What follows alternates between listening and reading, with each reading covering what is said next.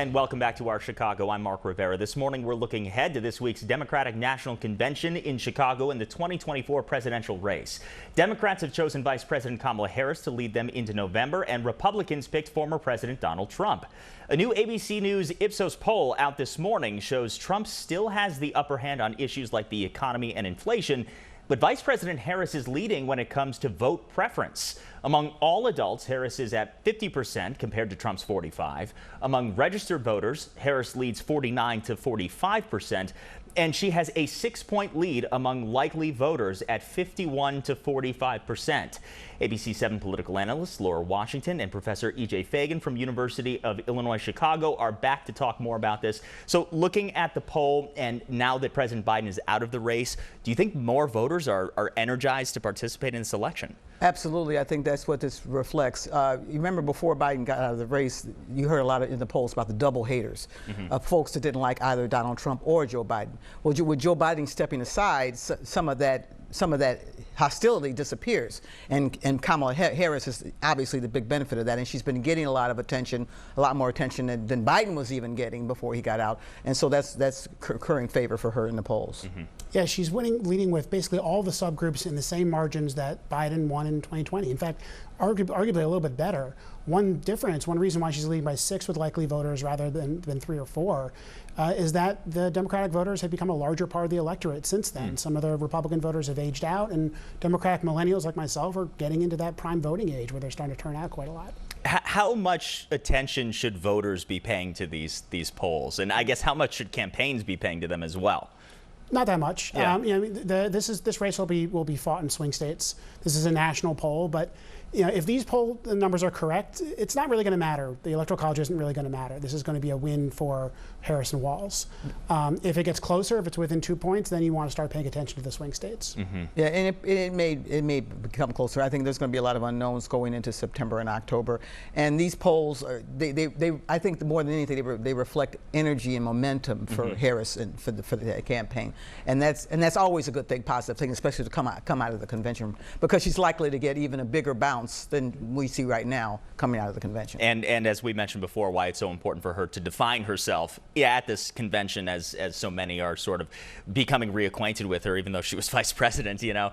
When you think about these words, weird and radical, those are the words that we're hearing from weird from the Democratic campaign for Republicans, or for Donald Trump specifically, and radical vice versa for Republicans and Donald Trump towards Democrats. So when you think about those, how effective are those sort of monikers for each of the parties and each of the candidates? My guess is weird. We're not going to hear too much about going forward. I think it's pretty much played its way out. It was effective to define J.D. Vance, but I think that it's about the last we'll hear of it.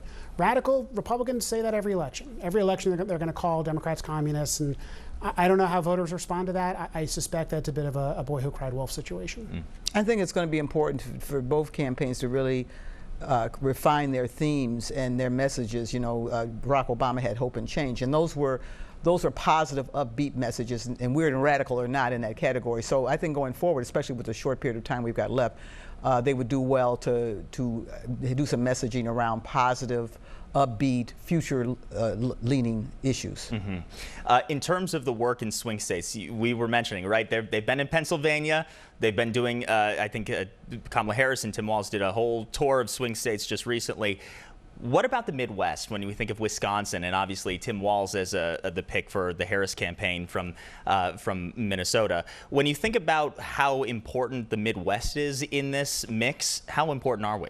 It's incredibly important. Whoever wins the Midwest states is probably going to win this election. There's an alternative path for Democrats where they could go through Georgia, Arizona, and Nevada, but still they would need to win some of those Midwest states. So that's the election. The election is in those states, the 1st Nebraska congressional district, and a few other places.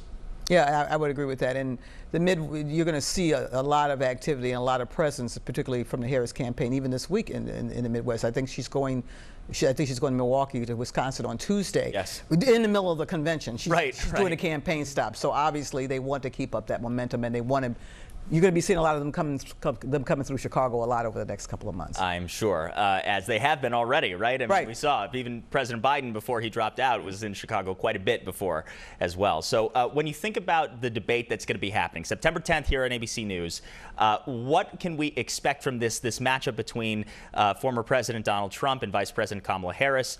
How do we see this playing out? You know, we haven't seen Kamala Harris debate on this type of stage before. She's debated in the vice presidential debate, but the presidential debate is a whole different thing. I think she's going to look pretty good next to Donald Trump. Joe Biden did not look good next to Donald Trump, but she is younger, she's more coherent, and I think that if Donald Trump puts in the same performance he did in the first debate against Joe Biden, it's going to be a rough night for him. Yeah, I think, you know, she's got this history as a prosecutor, and I think that's going to probably be her approach, particularly with Trump, because Trump is as we know, isn't necessarily always as truthful as he should be. He tries to put a lot of misinformation out there, make a lot of claims that are not true. I think she's going to, there's always a lot of complaining that the media doesn't do fact checking. I think you're going to see her doing some of her own fact checking and coming back on some of the false claims he makes right there live on the stage. Okay, well, we will be watching for sure here on September 10th. A lot to watch on ABC News, and thank you both so much for being here. We appreciate your time and expertise this morning, and looking forward to a very big week here in Chicago. So thank you both. Thanks. Stay with ABC 7 for extensive coverage of this week's Democratic National Convention on air, online, and wherever you stream. Watch breaking news on YouTube. Subscribe to ABC 7 Chicago Eyewitness News.